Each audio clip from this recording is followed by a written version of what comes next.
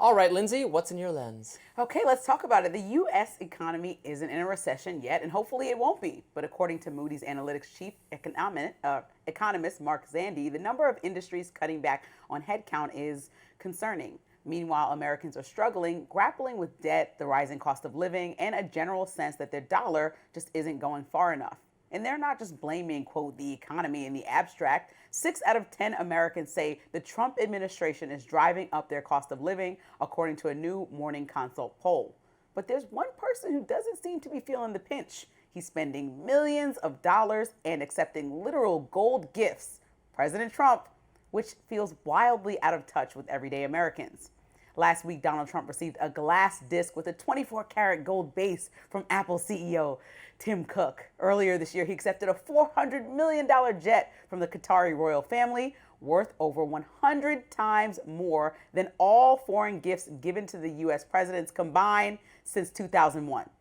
And get this, it could cost up to $1 billion to renovate.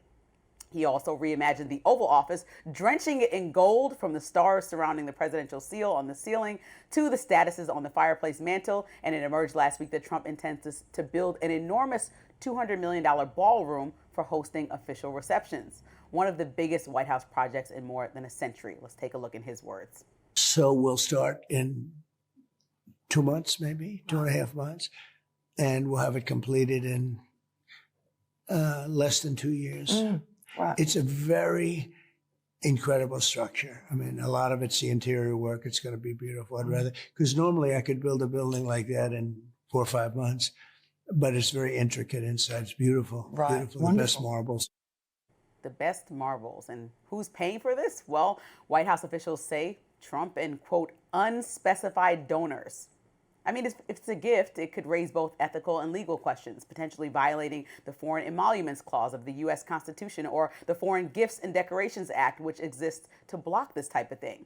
Democrats are also skeptical. Minority Leader Chuck Schumer said at a press briefing, quote, listen, I'm happy to eat at my cheeseburger at my desk. I don't need a $200 million ballroom to eat it in, okay? And many Americans feel the same. Sure, White House upgrades might look impressive, and yes, gold gifts made for great photo ops, but while the president is basking in the nice marble and chandeliers, millions of Americans are just trying to make rent, keep groceries on the table, and pay off their credit card debt. When the person in the highest office is spending and receiving millions frivolously while the country is tightening its belt, it's not just bad optics, it's a reminder of exactly how far removed our leaders can be from the lives of the people that they represent.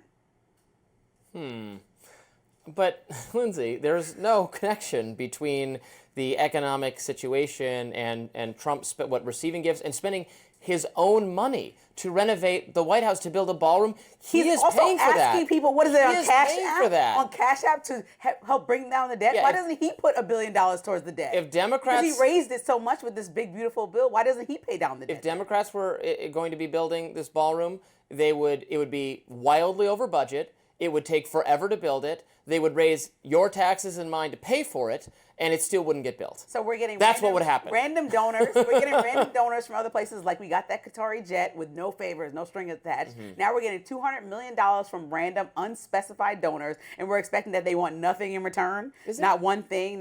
We're just okay with that. Like, no, tell the specified donors to donate to people's pockets. People can't afford groceries. To be having foreign leaders and business titans paying homage, paying tribute to the greatness like of laying our flowers country. at the feet of Isn't President that better Trump? than having disrespect and disinterest in America's economic future? I don't think it's about our country, though. I think it's about President Trump. Everyone's trying to cozy up to him, pay money. It's like almost bribery. Like, come do this $200 million idea. Oh, give me this. Do this. It's not give me this. Trump underreported how many building gifts this ballroom will be great for 100 years to come. Yeah, but it's just the egregious behavior. He underreported how many gifts he received in his first term. Like, barely reported any, and he received lock him up. Yeah, what a crime. That's against I just told you a part of the Constitution that violates. Do you not believe in the law of the land? I just don't care that much. much. Well, that's crazy that we have rules in place against this type of thing. And so if you just want to pay for it yourself or you want to spend all this money, don't you think you should have some awareness? Like at the same time, he's personally attacking Mamdani for coming up with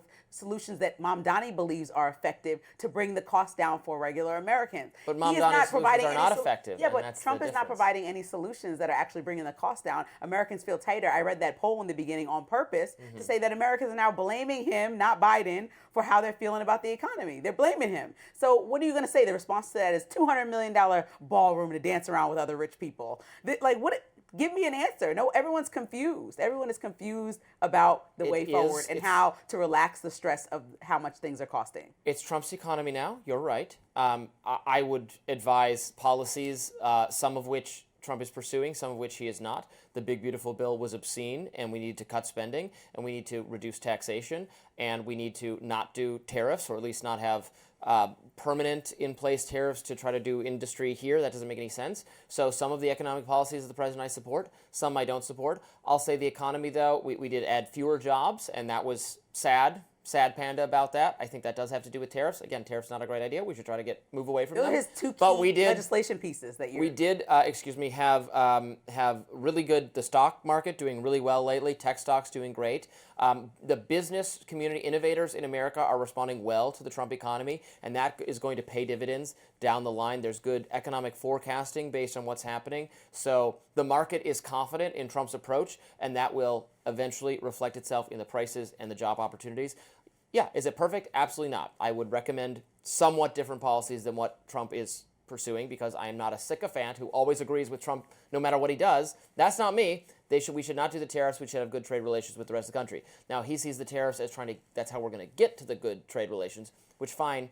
I can't wait for them to be done, and then the economy will grow robustly. But him renovating a ballroom or getting what was the gift he got from Tim Cook? It was like a gold-plated statue way too much. Tim Cook's real value is the great company he's built and the great companies built by these other tech leaders who are solidly behind Trump because they know that Republican policies will benefit their industries and that their industries are what grow the American economy. They never again will they get behind the likes of Biden and Sanders and Bernie who want to who want to do antitrust and regulate their industries out of existence and make us less competitive, losing out to China and to Europe and to Brazil and to Russia.